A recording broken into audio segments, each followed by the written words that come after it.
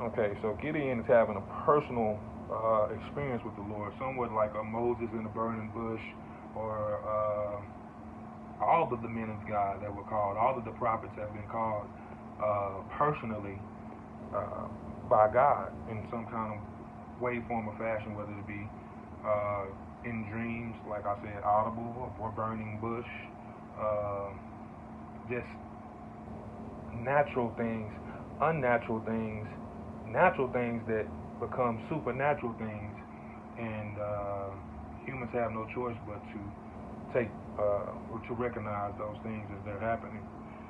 Okay, so now I like Gideon. I like Gideon because Gideon, although he is skeptical and doubting because he says his clan is the weakest clan of Manasseh, and not only that, he's the least of his family, which is not something that is uncommon for God to use the least of, the forgotten about.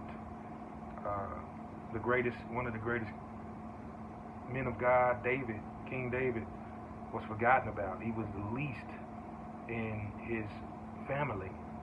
He was the least of his favorite of his dad. You know that his dad really didn't believe he would be a great. You know, when Samuel the prophet came to Jesse and said, "Hey, one of your sons is the Lord has anointed to be the next king of Israel." Uh, Jesse brought everybody and left David outside. Didn't even bring him in. Samuel said, nah.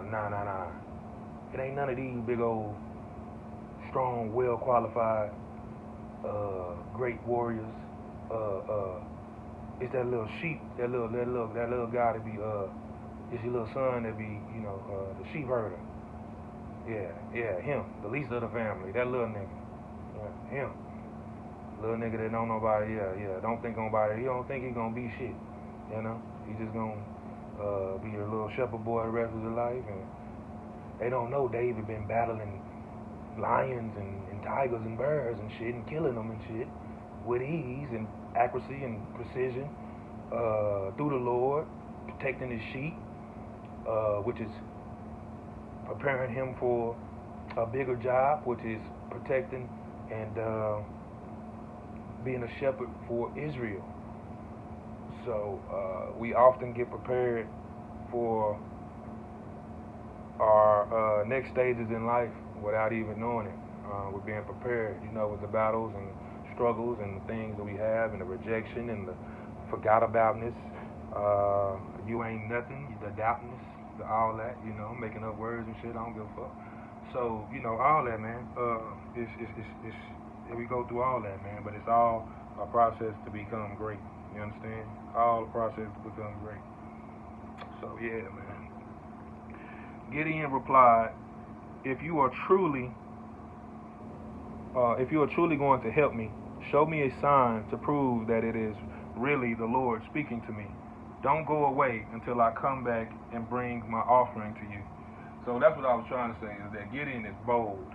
Even though he's doubtful and skeptical, just because ain't nothing great ever happened to him, or he never thought he would ever be great, or that the Lord would call him to be great like this,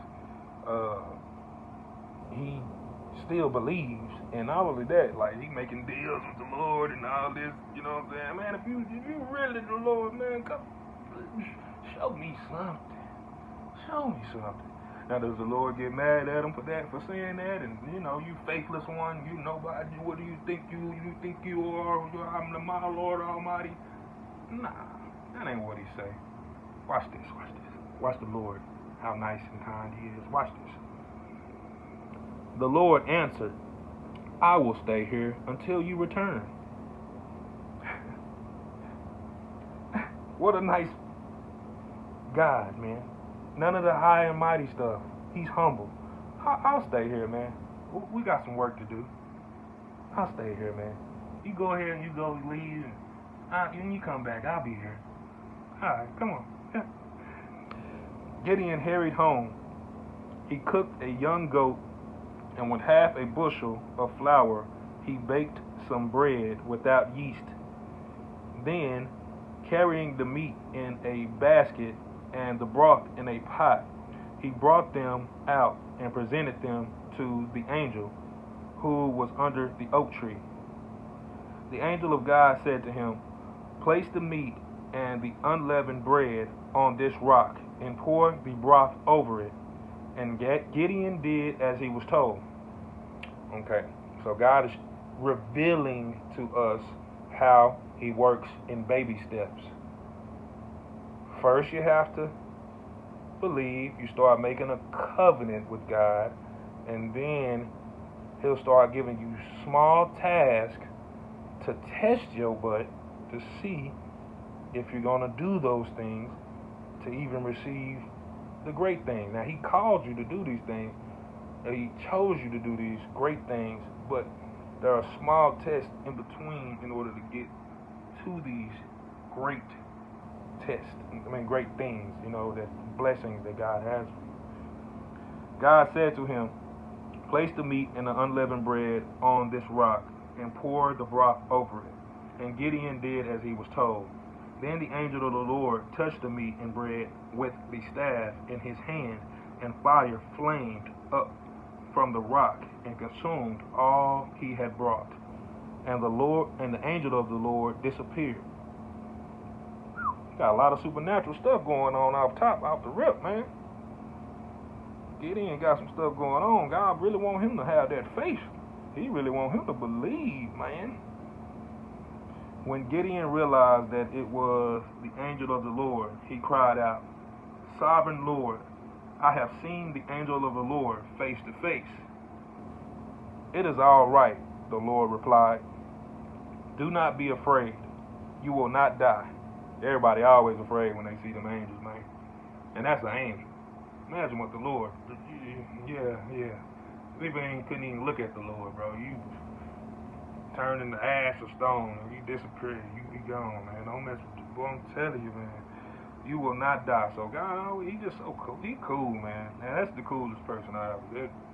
Jesus, God, just off the chain, man. He's so cool.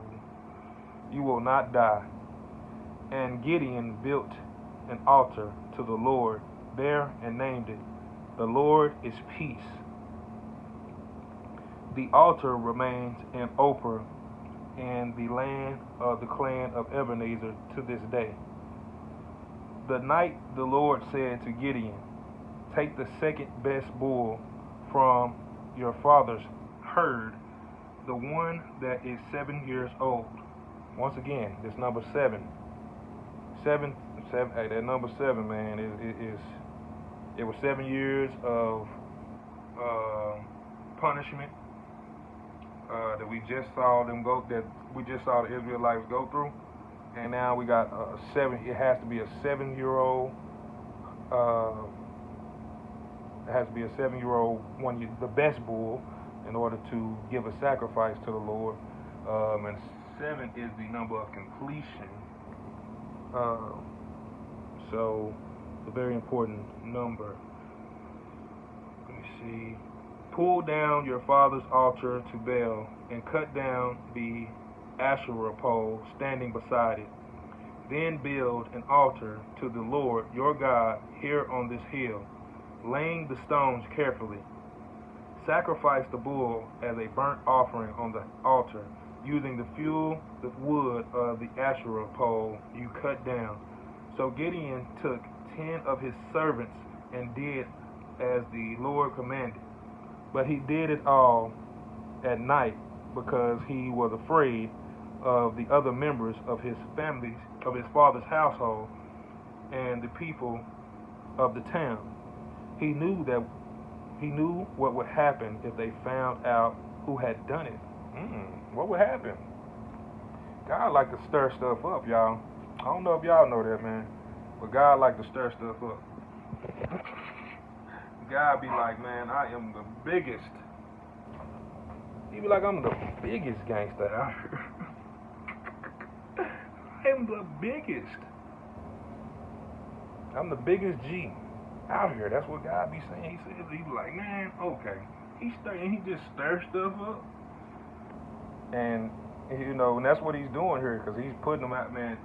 The consequences of what Gideon is doing, them people gonna want to kill him, man, because he is destroying idol gods of these these people. That's why Gideon is being called, and now he's being called, and now he's being put into action to do and destroy what God hates, which is the idol gods that the people of Israel have set up for themselves. So Gideon is being obedient, and it's going, you know, it's happening right before our eyes. All right, so early the next morning, as the people of the town began to stir, someone discovered that the altar of Baal had been knocked down and that the Asherah pole beside it was gone. In their place, a new altar had been built, and it had the remains of a sacrifice on it. The people said to each other, "Who did this?" And after asking around and making a careful search, they learned that it was Gideon, the son of Joash. "Bring out your son," they shouted to Joash. "He must die for destroying the altar of Baal and for cutting down the Asherah pole." But Joash shouted to the mob, "Why are you defending Baal? Will you argue his case? Whoever pleads his case will be put to death by morning. If Baal truly is a god, let him defend himself and destroy the one who knocked down his altar." For then on Gideon was called Jerubbaal, which means "let Baal defend himself," because he knocked down Baal's altar. Soon afterwards, the armies of Midian, Amalek, and the people of the east formed an alliance against Israel and crossed the Jordan, camping in the valley of Jezreel. Then the Spirit of the Lord, and this is also showing you how evil forces will combine themselves to destroy God's people and things like that as well. Then the Spirit of the Lord took possession of Gideon. I ain't never seen that. Okay. The Spirit of the Lord took possession of Gideon. He received the Holy Spirit. That's cool, man. He received it because you have to be anointed. You have to get the Spirit, man, and the Spirit guides you where you need to go. I bet he become a bad mofo after he get this, boy. He blew a ram's horn as a call to arms, and the men of the clan of Ebenezer came to him. He also sent messengers throughout Manasseh, Asher, Zebulun, and Naphtali, summoning their warriors, and all of them responded. Then Gideon said to God, "If you are truly," he always hit him with this if, I don't know yet, I don't really know you, just meeting you, God, but you say who you are, I don't know, but I know you are who you are, but I don't really know, no. So if you are truly going to use me to rescue Israel as you promised, prove it to me in this way. I will put some wool on the threshing floor tonight. If the fleece is wet with dew in the morning, but the ground is dry, then I will know that you are going to help me rescue Israel as you promised." And it happened just that way. When Gideon got up the next morning, he squeezed the fleece and wrung out a whole bowlful of water. Then Gideon said to God, "Please don't be angry with me, but let me make one more request." That's why I say I like Gideon, man. I like him a lot, man.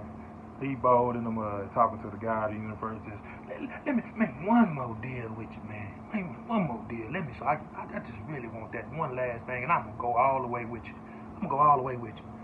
This time, let the fleece remain dry while the ground around it is wet with dew. So that night, God did as Gideon asked. The fleece was dry in the morning, but the ground was covered with dew. So, like I said, about to finish the next part. We're going to chapter 7 now. Oh.